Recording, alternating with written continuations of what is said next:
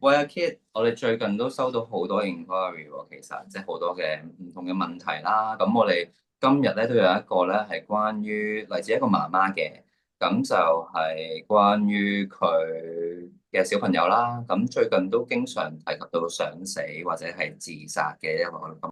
媽媽係好疑惑，究竟佢哋應該點樣處理咧？咁真係要麻煩晒你俾啲意見佢哋啦。好啊，又確實咧，近年啦，可能大家都有留意到青少年啊，甚至乎小朋友嘅即係自殺個案啦、數字啦係有提升嘅。咁而因嗯，為有自殺念頭而向我哋求助嘅狀況都有增加啦。咁其實喺係，呢個時候咧，作為屋企人又好啦，或者作為專業人士啦，遇到呢啲咁樣嘅即係求助個案咧，其實係好需要直接。好直接咁樣去問嘅，因嗯，為小朋友啊、青少年咧，其實可能佢會講話啊，我想自殺，我想死，甚至乎佢可能會係用其他嘅表達方式啦，可能佢會話我想消失，係，我唔嗯。想喺呢個世界上面啊，咁樣去表嗯，達佢嗰種嘅痛苦。咁喺呢個係，時候咧，我哋係可以即係好直接咁樣問佢啦，就話我聽到你頭先都有提到你想死啊，可唔可以講係，多少少啊？因為嗯，我知道咧，一定係你好辛苦，好辛苦先嗯，嗯咁哼，樣講想死。我知道其實係唔係話你想放棄個生命嘅，而係其實你真係好想即係去 end 咗嗰個痛苦啊，唔想再有呢個痛苦出嚟。可以嗯，講多少少俾我聽啊，咁樣。咁嗯，所以即係咁直接去問咧，其實就讓到我哋即係嗰個 conversation 可以打開去了解多啲，其實自殺背後個諗法個背後其實有啲乜嘢發生咗咁。有好多嘅家長啦，其實都應該唔舒服嘅，即係要去喺佢啲小朋友面前啊，或者唔好講小朋友啦，直情係喺親人面前，或者朋友面前聽到話啊，佢哋想死或者唔開心，咁我哋都會盡量去避開某啲字眼，譬如一啲死啊、自殺啊呢啲等等啦，係咪啊？咁所以聽到你嘅講法，其實係唔需要咁樣做喎，其實係咪啊？冇錯嗯，冇錯，嗯，我聽過，即係都可以同大家分享下。我聽過可能即係爸爸媽媽，甚至乎係我之前喺即係可能學校裏面做一啲 training 啊咁樣，即係可能佢哋會講嘅就係即係點樣問法咧，就可能佢哋會話，即係你可唔可以講下你頭先提嗰啲嘢啊咁樣，嗯，甚至乎話即係你可唔可以講下你頭先講嗰啲傻事啊，嗰啲傻多事係係，咁佢哋嘗試避咗，即係用啲好似我哋叫做好 strong 啊，即係好似好強烈嘅呢啲字眼咧，嘗試去避咗，即係令到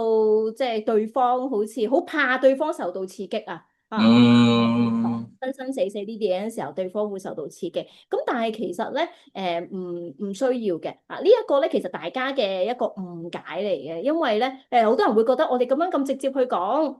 會唔會就增加咗對方佢哋想死嗰個諗法㗎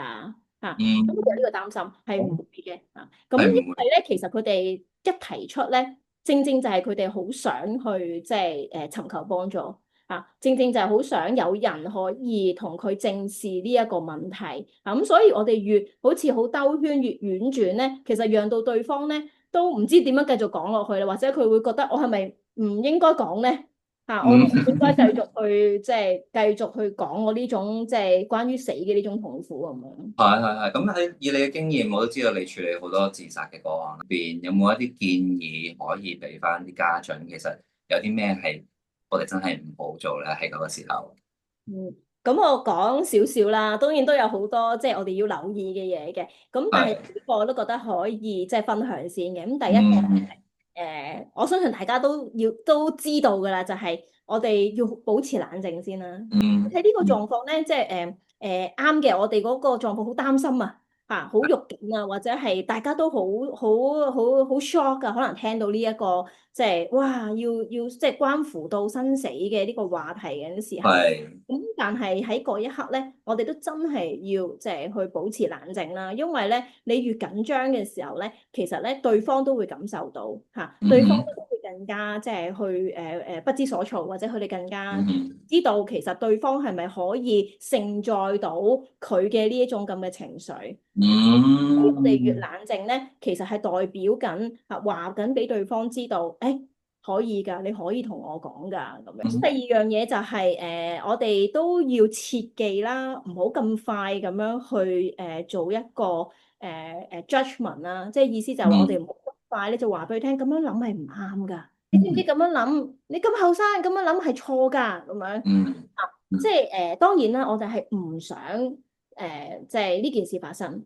知道嚇唔想嘅。嗯咁但係咧我哋咁樣講咧，就代表咗好似話對方係即係做錯事啊嚇咁，但係其實咧個求助者一定係背負住有好多嘅辛苦，好多嘅痛嗯苦佢先至會有咁樣嘅諗法咯嚇。咁所以我嗯哋就避免咗唔好咁樣即係咁快去做一個 judgment 住咯，係啦。嗯，OK 好，咁唔該晒你阿 K，咁我哋今日都對於點樣處理呢啲自殺嘅信息啦，OK 都有翻少少嘅認知。咁如果大家都想繼續去了解更加多嘅話咧，其實係可以留言俾我哋啦，OK？咁任何嘅問題都可以嘅，關於一啲心理情況啦、精神健康方面嘅情況啦，咁只要留言俾我哋，我同阿 Kit 咧都會定期咧去回覆大家嘅。